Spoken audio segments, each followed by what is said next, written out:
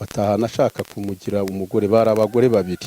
Ariko Niyori akaba yatubwiye ngo yiriwe abasengerera, uwo mudamu wapfuye ari umusheretsi w'uwo nguwo Niyori rero umutima wamuriye ngo harambura ujya aca mu gikara ariruka, niko kutugera harabitubwira natwe duhita tujya gutabaza inzego zibishinzwe. Umusheretsi nyine ni nko kuvuga ngo arimo aramumuteretera.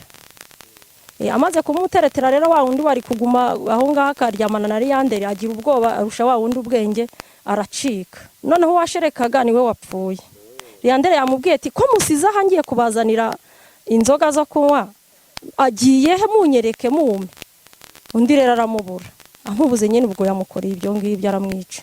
Tugeze kwa Liyanderi nirondo ryose tweguraho urugi tusanga ko umuntu yamaze kumwica.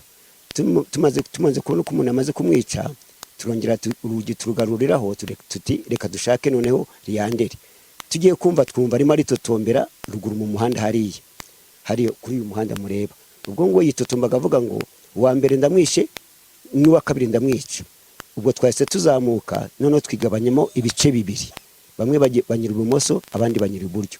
Turagenda turamugota turamufa. Iriya kese yarayibaye mu ijoro ryakeye mu masaha ya 4:30. Umugabo witwa Tungimana Alexandre w'imyaka 39, umugabo yibanaga mu nzu, yakubise umugore witwa Vuguziga Chantal w'imyaka 29, bari biramwe basangira inzoga bimuviramo urupfu. Akaba avuga yuko yamukubise ingumi n'imigeri, ariko hagaragaye n'inkoni iriho amaraso, bigaragara ko ashobora kuba yari yakoresheje nayo yamukubita. Ibi byabaye rero mu rugo rwa Hatungimana, wari wajyanye abagore we iwe ari babiri, we n'undi witwa Niyonizeye Jeanne. Abagore bombi yari yiriwe bagurira inzoga basangira ku witwa Jabo Emmanuel, ari naho yabavanye abajyana iwe mu rugo.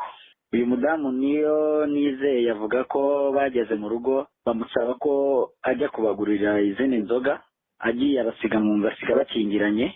Uyu mudamu Niyonizeye yabonye ko akinze, agira ubwoba cyangwa se nk'uwagize amakenga, aca mu gikari ajya gutabaza irondo. Abandi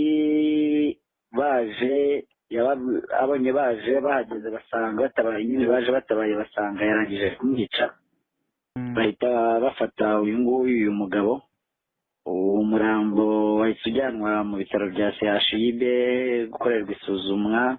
Uyu Hatungimana na Niyonizeye nabo bahise bafatwa bashyikirizwa RIB kugira ngo iperereza ritangire.